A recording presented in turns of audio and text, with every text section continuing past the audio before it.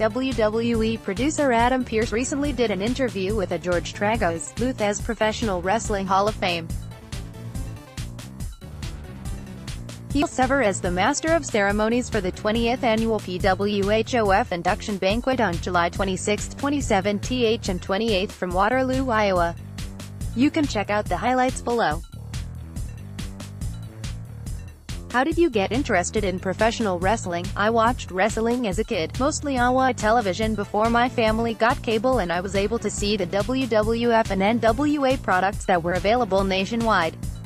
I always enjoyed it. What's it like to have a display of your gear at the National Wrestling Hall of Fame Dan Gable Museum during the 70-year anniversary of the National Wrestling Alliance, which was formed in Waterloo, Iowa, is an honor. I was lucky to spend 2 decades performing, and a big chunk of that time was as NWA champion. To have some of my relics on display in Waterloo, stuff I wore as NWA champion, is somewhat surreal. What's the difference between a good professional wrestler and a superstar? Worldwide exposure. Of course I could say the it factor, but that only gets one so far.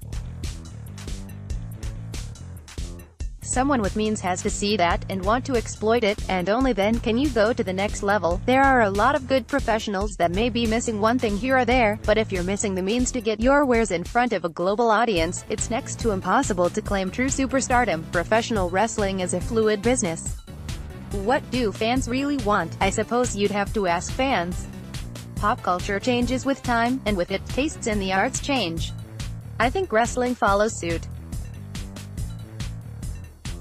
There have been many different, stylistic tides in our business, and they are ever-changing, just as in television, music, and the like. Due to the fluidity you mentioned, one thing I think is constant, that I've never seen change, is that fans want someone to cheer and someone to boo. And there is the simple answer to how our business really works. Give the fans someone to love and give them the opposite and put them together. It's magic. What makes you an effective producer for WWE? First of all, I'm able to successfully follow and give directions. That may sound weird, but my primary job as a producer is to bring the vision on paper to life.